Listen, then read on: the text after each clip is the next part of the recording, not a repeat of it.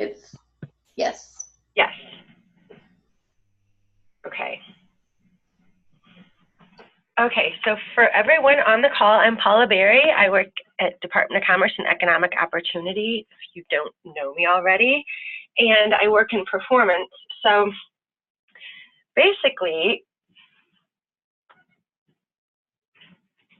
I oversee a lot of the aspects of IWDS. Today, what Tara has asked me to talk about is when your grant has ended and you're not providing your customers any additional services. Those are active services like career planning, referral services, their training service, and everything you do along the way to assist them. When your grant's over and you're no longer providing those, you just need to make sure that we exit them out of the system, and then they move into your performance and you provide them follow-up, and that's really how you get credit for all the work you've done and the services that your grant has provided them. So it's really important to do that when you know or when they haven't had to service in 90 days, because otherwise they're just sitting in the program and WIOA isn't really even serving them. So I'm just going to give you one example of a customer, and this is in our test environment. It's not a real customer. You're probably all muted.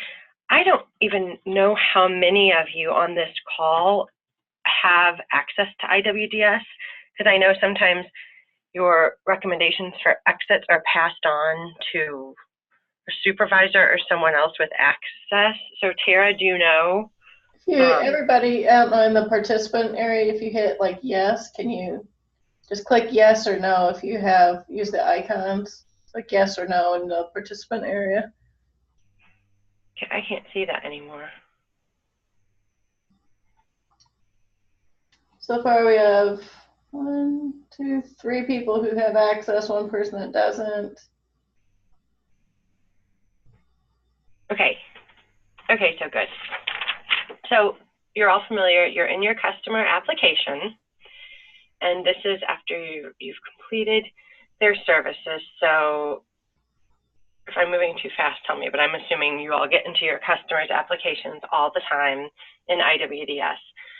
So the first thing you have to do in order to be able to exit them is make sure their services are closed. So for Peyton Brooks, this customer, she or he still has a service open, and it was their occupational skills training. They started last July. So we know that they've ended that service as the grant's ending. So we'll click on the occupational skills training. It was their training service. Don't pay attention to my zip codes and stuff. It's kind of irrelevant. And they just completed that on, we'll say, last Friday, the 17th.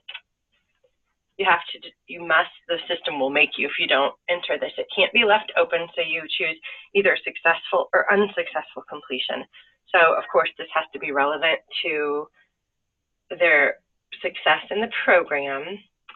So that record is saved. And now, this is moving kind of slow. Okay, so now you have an end date.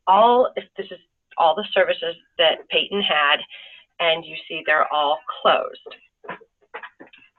And the system won't even let you exit someone unless they're all closed.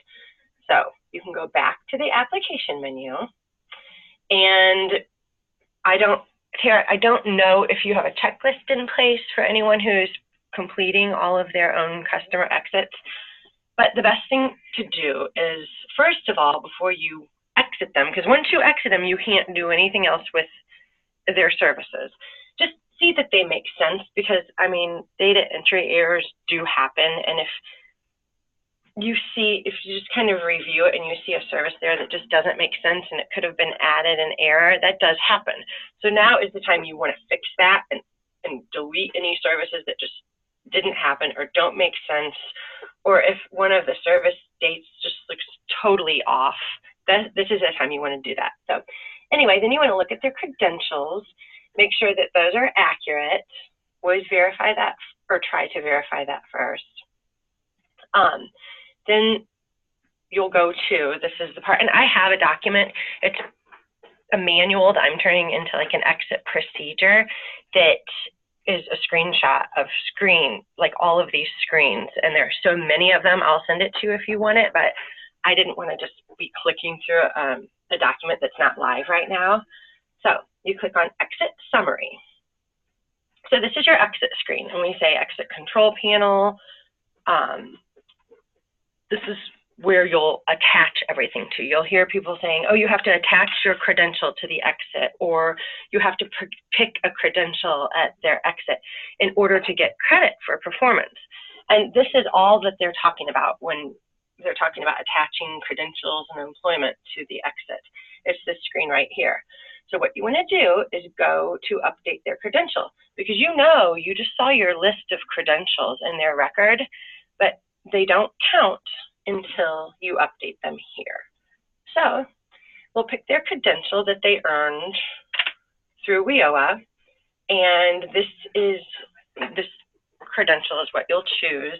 They attained it on Friday, and it looks like it's the day that they finished their occupational skills training. These dates will vary. I'm just using this one as an example. So I picked that, and then it asks you to confirm them, and so you pick the credential. Okay, and now you'll see it on the exit control panel, and this will be, you can view, you'll see this as long forever once this credential is attached.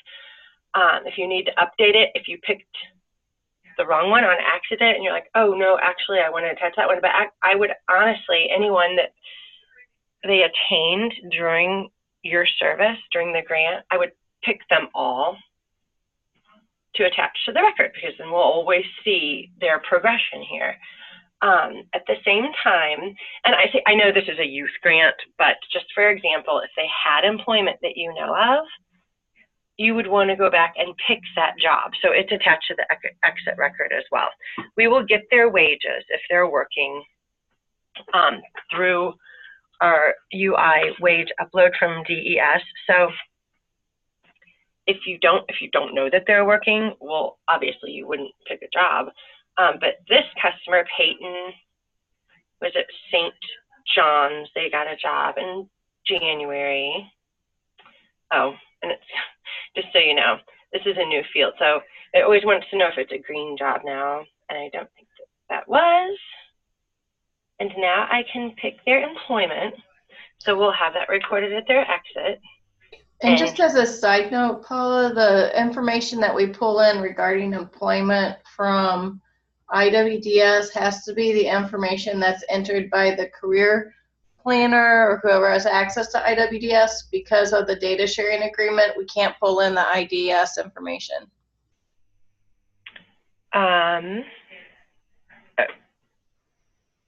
To WorkNet?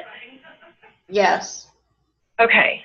So no, well, so if it's supplemental, they have to record it in IWDS. Is that what you mean? I'm just saying that any information that's regarding employment is the only information that we pull in from IWDS regarding employment is information that has been entered in there. Okay, I see. You don't get our uploads. We cannot, because of the data sharing agreement, we cannot access that information. Okay, so but because of the current data sharing agreement, let's put it that way. Right. For purposes of performance, though, since IWDS is the system of record or reporting to DOL, we will have those. Even if for some reason, and that's why the follow-up is important, if they didn't report that employment to you guys and you didn't enter in WorkNet, but they were working, we'll get the wages in IWDS. Does that make sense? Yep. Okay, as far as performance goes, if we're talking about, because all of these people are going to be in the entered employment retention rate for their second and fourth quarter out, so somehow we do want to make sure we know if they're working or not. Okay, so this person had a job, so that was recorded here. And then the last thing that you want to do is go to update here. I'll go back. So it's the top section. It just says general exit, and you can see their registration date. Nothing is completed yet because we need to update this.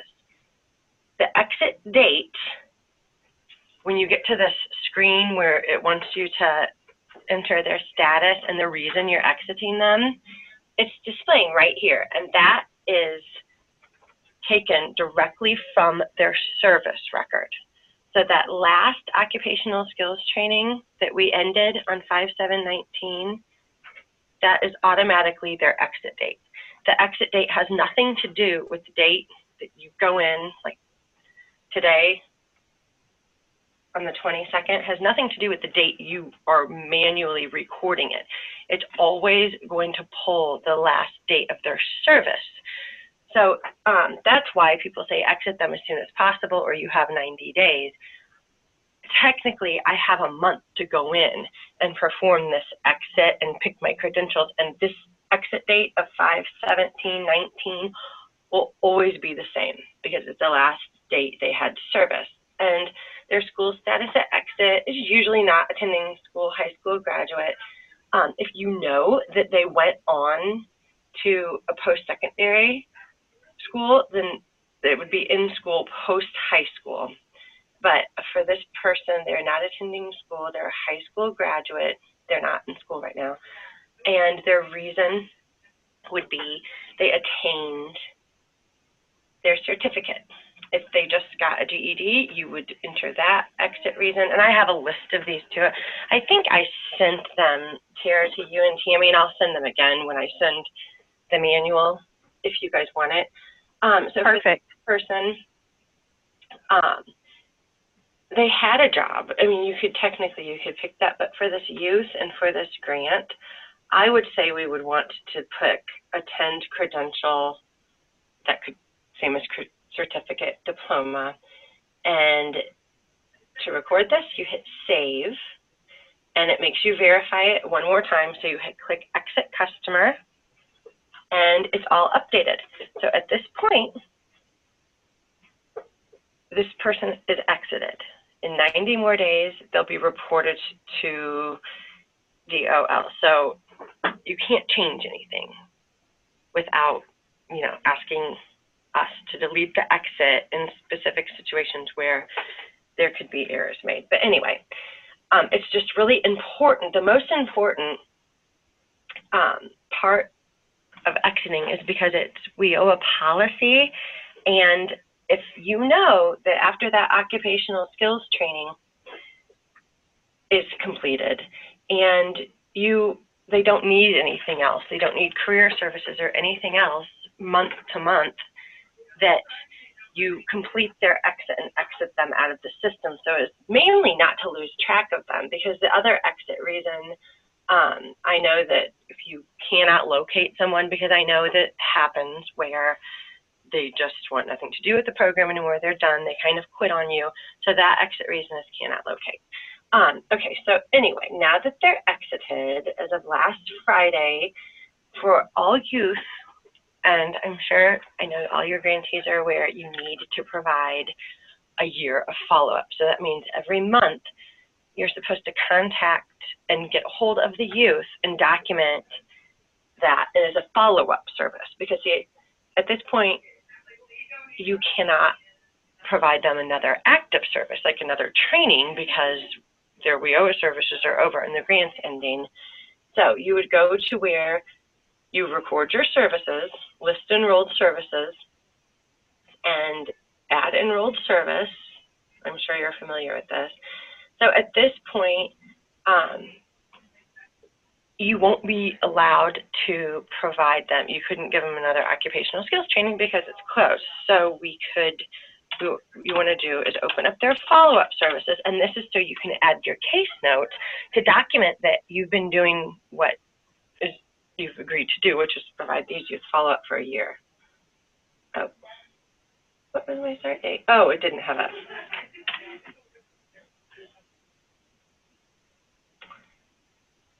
Oh, here. It doesn't know that they've been exited. Okay, here.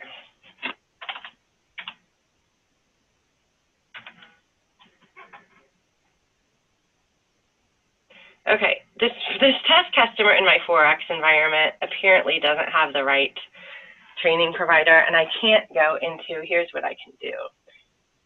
I could go into 5X really quick. But are you all familiar with have you ever exited customers before? I can't really see the poll.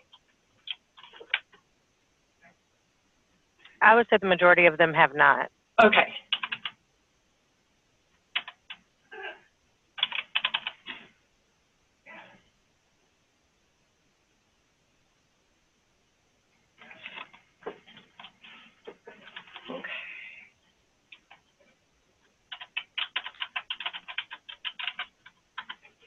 I'm sorry, I was testing on that customer earlier to make sure it was letting me add the services. I have another one I can use. Okay. So this is in 5X, and this customer has already had, I mean, obviously you never have to wait until the day you're going in to record the exit. You can update the credential by picking it or attaching it to this exit screen in IWDS as it happens. I mean, and it wouldn't be a bad idea to do that. So I'm just going to review this customer's services again. And the occupational classroom training was closed out of 18.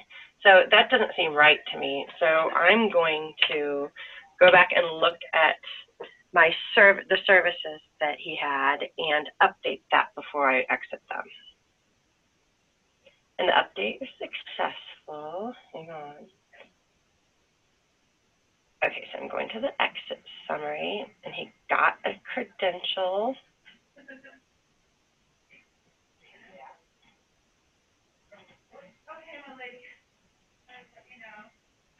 Okay. Let's hope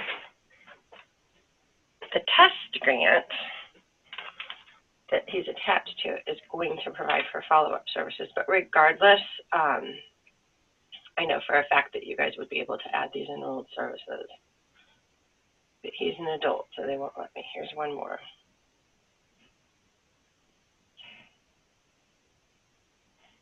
Okay, does anyone have any questions?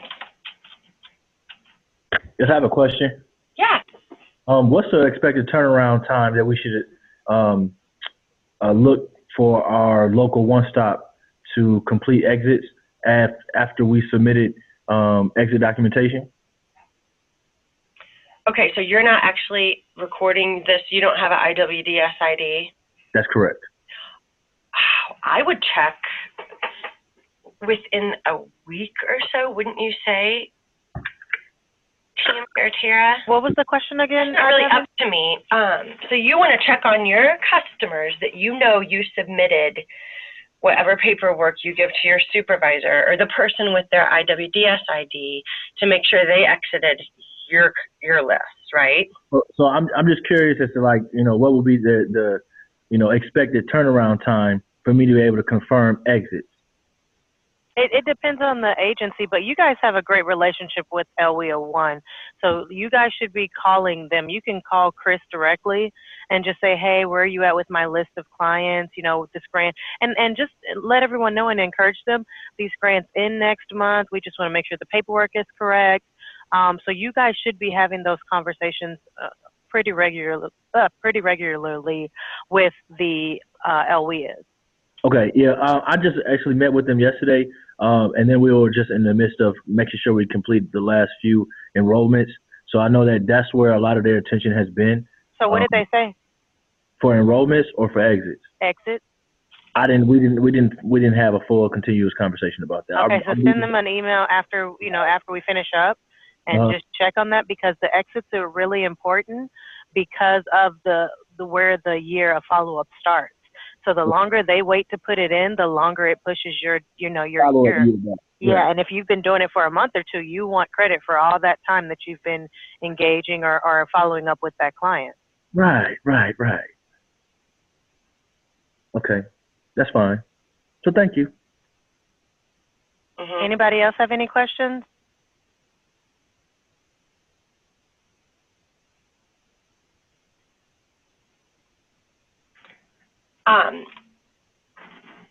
Yeah, the system allows for so many days, but Not really, because here's what happens. If for some reason, those of you with IWDS access or logons, and then whoever just asked that good question about how quick the turnover should be, if they wait too long or overlook something, when they go to exit your customer, so this person is not exited, and you're reviewing your services, and oh, I realized, and I know for your grant, this date really doesn't make sense, but it's an example. The end date was 6/30/17. That was way over the limit that any user would be able to go in and exit them. So that's where your supervisor or whoever has access will end up sending lists to us to exit. And at that point, they've already been reported, so you really don't get credit for them. How to get credit is to make sure that they're exited, because that's when all these performance measures we talk about start. Yeah, and also, Devin, just to give you a heads up, I sent an email last week to you guys for D. Wilson and then Q. Red. They're on the list of they haven't had services in about 200 to 300 days. So we have to figure out, those students should have definitely been exited. So please.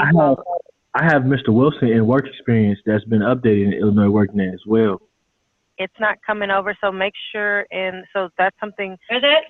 Let's see. It says the last active service date is 6/25/2018. So definitely send us an email or send Chris Linsky an email because maybe the service isn't recorded, so the computer is not picking it up.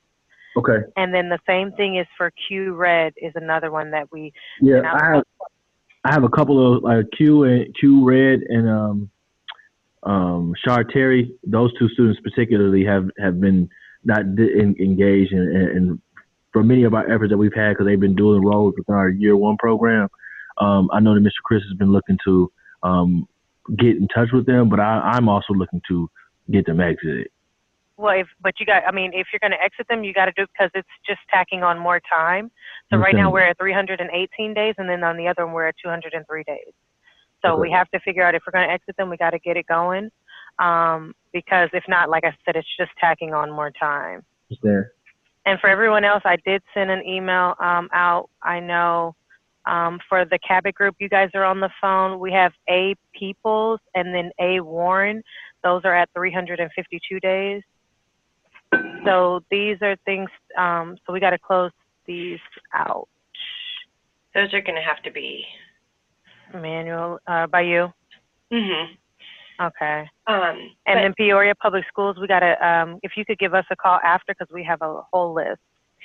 Tara, for those, if there's a huge backlog of services they need to enter, that's what they want to check on first, because maybe bring it more up to date. They still definitely need exited. But if they did have some service at the end of April, if that was recorded, if it was valid and recorded, you guys could do your own exits. It's just after that 90 days, actually 110. You feel McLean County, you're another one. And Lewis and Clark also. So if you have any questions, give me a call. But I did send those emails out last week. So like Paula said, if you guys update the service date, then it will make it to where you guys can just exit them. Okay. If it's valid service. But sir, what was your name? You had the question about the turnaround for how quick they should be exiting your list. My name is Devin Illinois. Yeah, so Devin, for everyone in the field and anyone with access to IWDS and your processing, when you have all the information and you know their service end date and you have your credentials or employment recorded in there, you see how quick it is to do this. So it's not a time-consuming task here if the information's in there. I think that what happens is it just becomes such a backlog where it does become a chore if you have to sit down and do 35 of them. But really, it's nothing that can't be done in a couple hours. I definitely understand. You know, periodically I have submitted one at a time. So that's why I'm asking. Is that how you're supposed to do it, one at a time, or a small list? Like I have been able to exit individuals not particularly on my own discretion, but awaiting from a word from my supervisor. And then after completion of the documentation that I need to provide to the local workforce, then it goes into their ballpark. Right. Okay. Right. Exactly. So. And you provide them with the exit reason, the status, everything. That's correct. Okay, right. You got to provide documentation to support the information, the reason why you go exit. So that's exactly what I try to accomplish in doing so. But you know, if I check into the system and to see a student is still not being exited from the system, and due to whichever reason, I just want to make sure that I wasn't bombarding anybody with a certain, maybe a higher expectation of what's expected. No, the only hold up with trying to exit someone else's customers, like if you don't have access to someone else's, when I'm sent exits that the field can't do because we restrict the 90 days, and that's the WIO law, but anyway, are when I go in to exit someone and I see, okay, the service isn't closed, so it won't let me. I'm not the career planner. I haven't worked with this person, so I have no idea what this true service end date. So then I have to contact someone, say, all your services are closed, now do this. And then, so I finally get to, so I'll close this.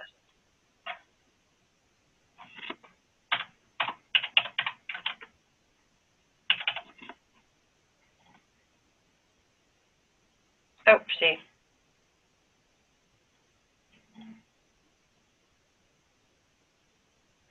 Okay, that's closed. I will be allowed to exit skills occupation. I'll pick their high school diploma. Okay.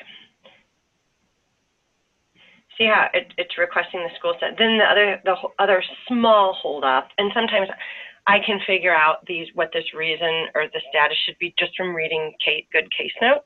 But anyway, if you're providing them these main pieces of information, the service end date, their school status to exit, credentials, education, the exit reason, it's very minimal what it should take to sit down and get these exits recorded. Okay, so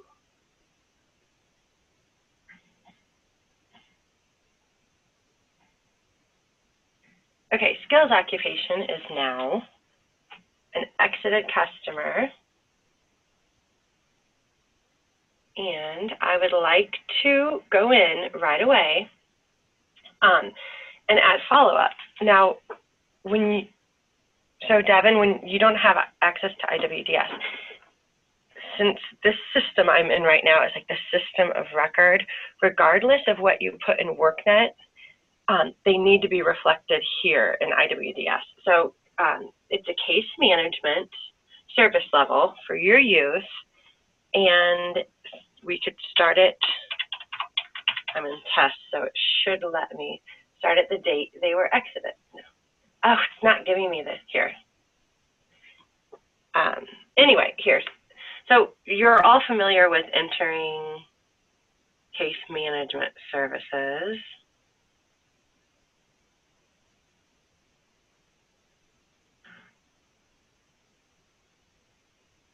And it's telling me that only customers who have been exited can have follow-up.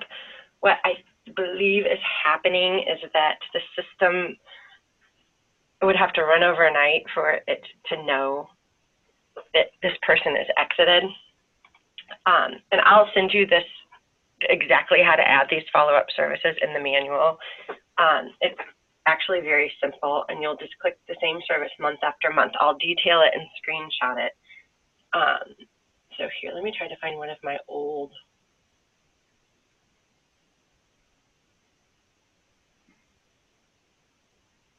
youth exiters.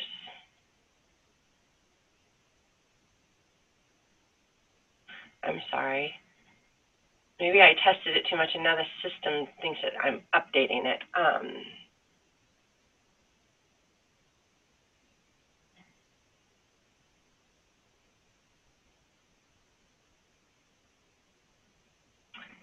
Okay, let's see. It should let me add a follow-up from Mabel because she was just exited recently. And so actually, we're in her post-quarter 1 exit. So this is a good example to work on follow-up. So for someone whose exit date was back in March, you would want to go in, and when you talk to them and they update any of what they're doing, even if for some reason you figured out that this person is still in post-secondary education, and they can document it, and this could be the date that you verified that you spoke to them, and this is all backed up in your case notes.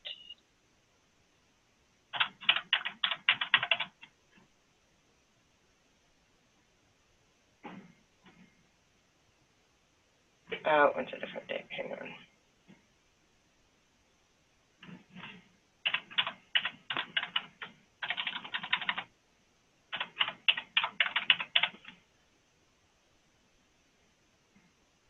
Okay, so now what you have done is recorded that Mabel is in post-secondary education or training in their first quarter post-exit.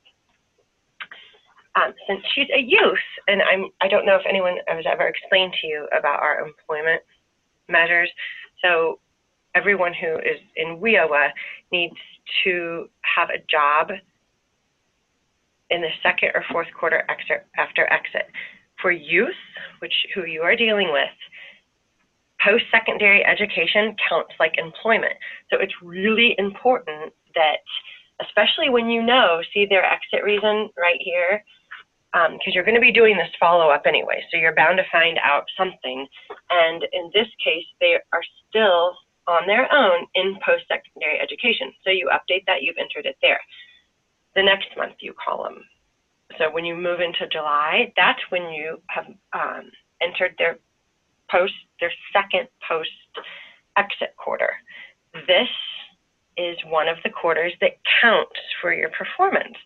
So when you talk to this person and you realize that they're still in post-secondary, they're still in college or some type of credentialed education or training on their own, you need to document it there. It was just as quick as me entering those 3 fields. And then you'll get credit for their employment measures. And then for the fourth quarter as well, if they continue to be in some type of post-education or training in this fourth post-exit quarter after they exited, and I mean, you're looking at so far away, it's a year after you exited them. You're still going to be talking to them and working with them in order to get your performance outcomes, and that's when it counts. So next January, if you realize they're still in it, you have a positive for that.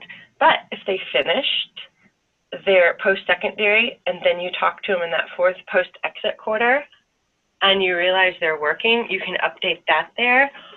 Or if you don't, those are the wages we're talking about that you won't see in WorkNet, but they will be uploaded into IWDS. So that's why, and if they have some type of supplemental job, like they're employed on their own, if they had a self-run daycare or some other type of job or employment, you would want to talk to them and have them give you that information, because that would be your positive. It needs to be entered because it's subsidized, so we're not going to be able to get that information in a wage upload if they're self-employed. So anyway, that's really important, and since you're going to, you're required to talk to them or call them or try to get some information every month anyway, you could be doing all that work, and if you don't go into these post-exit quarters and record it, the case note isn't enough. This is what our system is pulling their outcomes from. Okay, so anyway, sorry to go on so long about that. It's just really important. Okay, I'm trying to think of anything else. And it looks like Don has a question. Oh, too. sorry, I am not seeing. Oh, I can, so it just says the 1 year follow-up services should be recorded in IWDS or Illinois WorkNet. And then is each contact during that follow-up year a service? Okay, so what I was trying here, I do not know why. Okay, all of the services up until they're exited they can be a same-day service, an active service, a training service. They're services that are keeping them enrolled.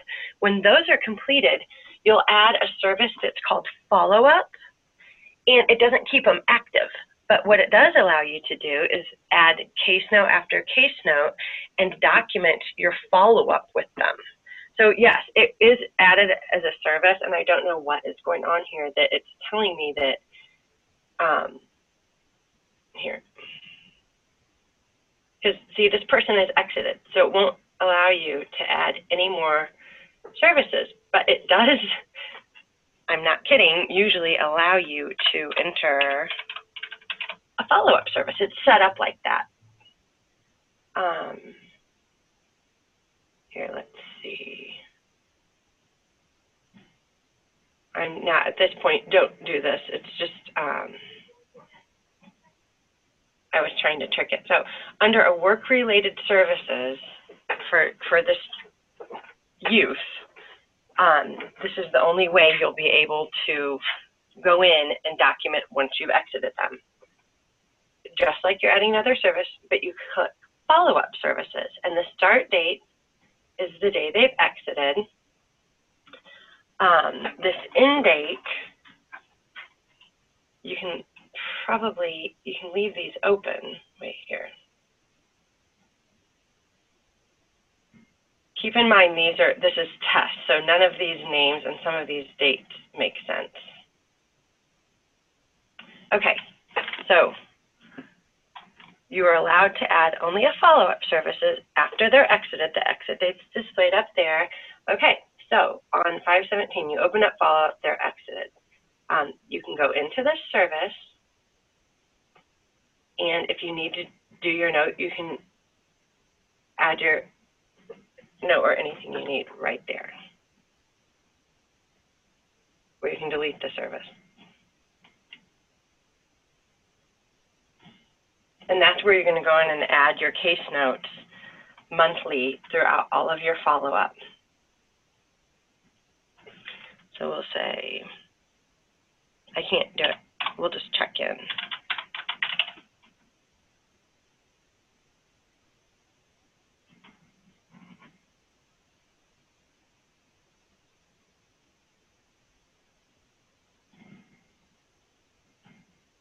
And it just makes sense that your note category for any follow-up is post-exit follow-up.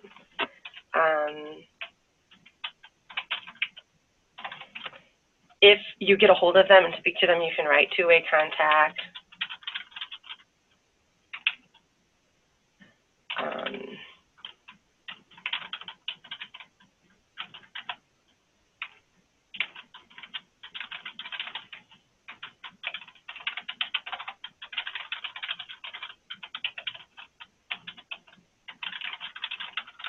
And then whatever she reads. And then you can hit save and add another if you talk to them twice, and so, or save and return here. Oh, so for every time you open that up, it's going to make you add a case note. And you can list your case notes there. And then in June, July, for the entire next year, that's exactly how you'll add their follow-up service. So you can document that you're following up with them. It's the only way that we'll be able to know that they receive follow-up. And then again, like I said, when you talk to them and you find out some information or something else they're doing that's relevant, you'll go into their exit control panel and update in that quarter. And the time frame is right there. It won't give you an option to update, for example, this second quarter post-exit until July, because we haven't come to that quarter yet. So it's just a matter of time before you can update them. Does that make sense?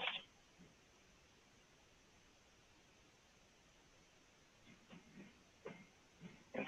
Does anybody have any questions about that? Because now is the time to let Paula know, because like she said, she is the person that does our performance numbers and really works with us on closing out our grants. And I know that's the next step for all of these grants. If you are not the person that exit your students in the IWDS system, please make sure that the person that does has this information. Like Paula said, she's going to send us the PowerPoint, and I will get that out to you guys as soon as possible. So please be on the lookout for those emails. But it is important that we start transitioning these youth out and start closing up all their files. Mm-hmm. I do have a question from Per State, if you could hear me. Hello? Hello? Can you hear me from Per State? So thank you. This is extremely helpful. I mean, I think I had been putting stuff in and not realizing that it was not being counted because it wasn't in this way. And I know you guys have mentioned it quite a few times, but it really hit home and registered today. Okay. Thank you. My question is, so I have been, there was somebody else prior putting in information, and now it has been tasked to me. So I have the list of my current students from this year, but I'm not showing all of the students to exit from the prior year that have not been exited. Okay. So what, you're missing a list of your customers. Yes, they added 2 just kind of as a test to see, but I have not had the full, and it maybe, I don't know. So those should have been exited last year. We're behind, so we're trying to catch up, and maybe that's why. Mm-hmm. Okay, so what I'm thinking is if they had a different case manager, then yes. If any of the reports they're running to try to figure out who needs exited, if they were running them by case manager in that grant, maybe that's why they didn't show up on your list. Is that what you mean?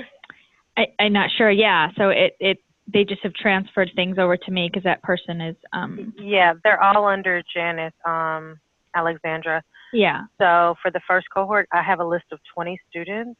Yeah. But they're all at like 357 days since their last service. Yeah. So we might have to have an offline conversation about what we need to do in that case. And I know that we're having that next. I just, since you said if anybody has any last, I'm like, let me just chime in and, okay, very well. Yeah, that's the case of what has happened. But with this grant being very recent, it hasn't even, well, not this grant, these grants with the 6/30/19 end date, moving forward, now is our chance to not ever let that happen again. Correct. And so you see how, not how easy, but how uncomplicated it is. Yeah. Just to get the hard part at exit, the hard part has been done. Like getting the valid services entered, you've set up your relationships, you've, documented all those calls, all those services, and done all that, and met with the person. Now it's just putting the timestamp, like the end date on that to move on with follow-up. So anyway, I see exactly what you mean. And Tara, you can. Yeah, it was just a little complicated in that like some of them started as juniors and some of them started as seniors. So half of the class like went on to four-year institution, but then the other half like stayed on with us. So while they weren't, I guess while we didn't realize that we needed to continue providing those services for them, like they're showing us that they're at a date, but they are still having services and they just graduated on Friday. So it was just a really kind of complex circumstances as well, in addition to us trying to catch up the learning curve on like where we were not reporting things correctly. Last fall, there might have been like a 5-month lag, or could you find somewhere where they were in contact with someone to at least go back and backlog their case management? So I have been in contact with the ones that were juniors last year and seniors this year. I have somewhat been in contact with them. So I could, so you're saying the key would be to input some case notes, just one-on-ones kind of thing? They haven't been exited yet, and if you can... No one's been exited yet. Right. Everyone is still in the party. So ideally what should have happened is those juniors were getting services until the end of their junior year. Then they kind of fell off, but people were talking to them and working with them, but no one used IWDS to document it, right? Correct. So they essentially came back as seniors and completed an associate's degree at Prairie State. But you never really lost them. Correct. This just weren't being documented. So to the best of your ability in this instance only, and Tara, you can call me. I would go back and,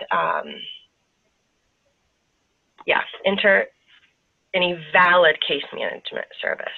There could be just notes in a file. I don't know how you would do that, but if you truly can validate those calls were made, the case management every 30 days, that you didn't lose them for more than 90 days. No. If services happen, I would, how many are there? There are, I just sent out an email. Let me, I think 12. Just 12? Okay. Yeah. And then, so what you'll do is, 14, sorry, 14. so I'm thinking, do they have an open GED or diploma, high school? So they just graduated from high school on Friday. So like they had graduated from high school on Friday, and they graduated from Prairie State with associates on Friday. Okay, so all of these people, I'm assuming they have an open training service along the way, right? So the seniors, yeah, you're going to want to go in and update everything that they didn't put in IWDS. And Right now, as we speak, I'm adding the credentials, like you said, so that we could at least have that show up on the system.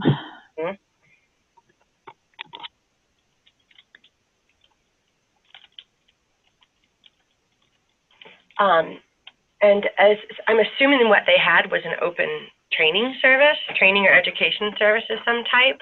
So we probably didn't catch them by saying 90 days no service, because there were probably services just being left open and not recorded monthly. Do you know what I mean? That sounds about right, yeah.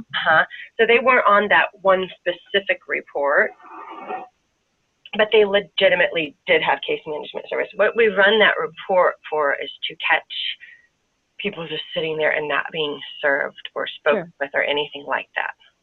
So those 12 seem like you have them under control and can totally validate everything that they've had. Okay. And there'll be outcomes, and they can be exited pretty quick. Okay. And open follow-up.